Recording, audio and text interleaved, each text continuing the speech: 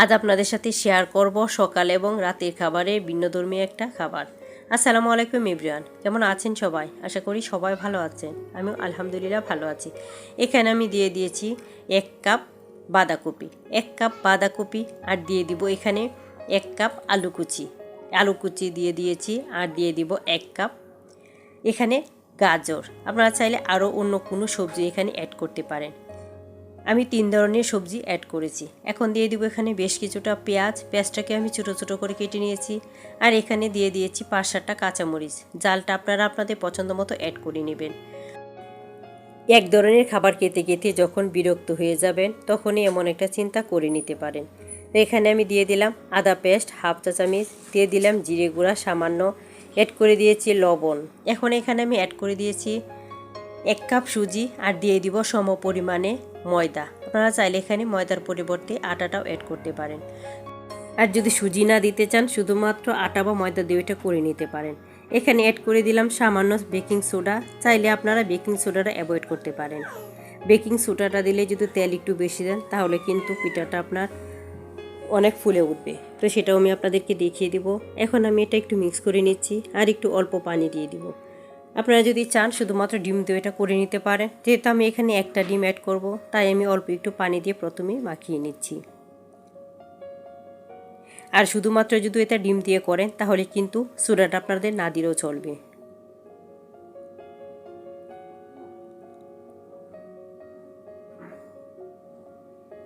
একটু মাখিয়ে নেওয়ার পর এখন একটা ডিম অ্যাড করে দিচ্ছি। আর যদি আমি যে পরিমাণ করেছি এই পরিমাণ করেন তাহলে যদি 2টা ডিম দেন তাহলে কিন্তু এটা পুরোপুরি হয়ে যাবে, আর পানি দরকার হবে না বা সোডাও দিতে হবে না।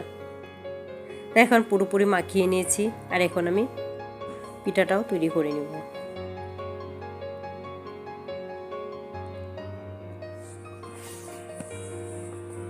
এখন আমি এটা রেস্টে রেখে দিব 10 মিনিটের জন্য, যাতে করে আমার সুজিটা ফুলে ওঠে। 10 মিনিট যদি রেখে দেন তাহলে দেখবেন সুজিটা একেবারেই নরম হয়ে যাবে।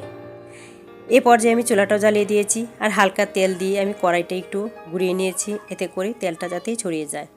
এখন এখানে একটা চামচ দিয়ে আমি একটা চটা পিঠার মতো এটা দিয়ে দিচ্ছি, আর একটু মোটা করে আমি দিয়ে দিচ্ছি। চাইলে আপনারা এটা আর একটু পাতলাও করতে পারেন। আমি যে পরিমাণ ডো করেছি এতে আমার 3টা পিঠা হবে। তা আপনারা যদি একটু পাতলা করে করেন তাহলে কিন্তু 4টাও করে নিতে পারেন। আর এই নাস্তাটা খেতে কিন্তু ভীষণ সুস্বাদু। আশা করি বাসায় একবার ট্রাই করবেন। আমি একটু চামচ দিয়ে চেপে দিচ্ছি, যাতে করে সাইডটাও একটু সুন্দর হয়ে যায়, আর উঁচা নিচা না হয়, একটু যাতে সমান হয়। একটু সমান করে দেওয়ার পর এটাকে আমি ডেকে দিব, আর ডেকে দিয়ে আমি অপেক্ষা করব। তাই আমি পুরোপুরি দেখেন সমান করে নিয়েছি, আর এখন এটা আমি ডেকে দিব। ডেকে দিয়ে আমি অপেক্ষা করব কয়েক মিনিট। আর এই পর্যায়ে কিন্তু চুলাটাকে আমি একেবারেই কমিয়ে রেখেছি, যাতে করে নিচে দিয়ে পড়ে না যায়। তো 2-3 মিনিট হওয়ার পর এখন আমি এটা উল্টিয়ে দিচ্ছি, আর একটা সাইড যখন পুরোপুরি শক্ত হয়ে যাবে তখন এটা উল্টিয়ে নেবেন। এতে করে দেখবেন আর ভেঙে যাবে না। আর যদি নরম থাকতে এটা উল্টিয়ে নেন তাহলে কিন্তু ভেঙে যাওয়ার সম্ভাবনা থাকবে। আবারও ডেকে দিচ্ছি। তো এভাবে আমি আবারও কয়েক মিনিট পর এটাকে উল্টিয়ে নিচ্ছি। তো এভাবে 2-3 বার উল্টানোর পর পিঠাটা নামিয়ে নেবেন।